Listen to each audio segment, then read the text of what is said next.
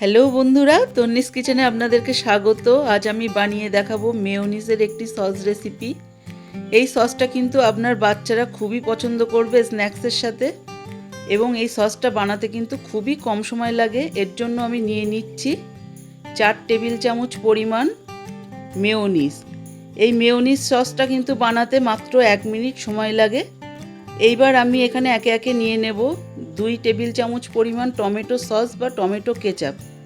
দিয়ে দিচ্ছি 1/4 টিস্পুন নুন, হাফ চা চামচ লঙ্কার গুঁড়ো আর হাফ চা চামচ চিলি ফ্লেক্স। আর আমি এখানে দিয়ে দেব 1 চা চামচ পরিমাণ পাতিলেবুর রস।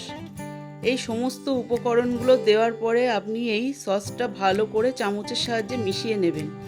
আপনার বাড়িতে যদি কোনো গেস্ট আসে, আপনি কিন্তু স্ন্যাক্সের সাথে এই সসটা বানিয়ে পরিবেশন করতে পারবেন, তাদের খেয়ে খুবই ভালো লাগবে।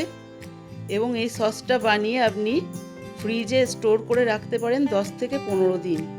আমি এই সসটা এখানে ব্রেড পকোড়ার সাথে আপনাদেরকে সার্ভ করে দেখাচ্ছি। আপনারা যদি এই ব্রেড পকোড়ার রেসিপিটা চান তাহলে ভিডিওর শেষে পেয়ে যাবেন। আমার এই রেসিপিটা যদি আপনাদের ভালো লাগে তাহলে অবশ্যই সাবস্ক্রাইব করবেন, লাইক দেবেন এবং প্রচুর প্রচুর শেয়ার করবেন, এবং আপনারা কমেন্ট করে জানাবেন যে রেসিপিটা কেমন লাগলো।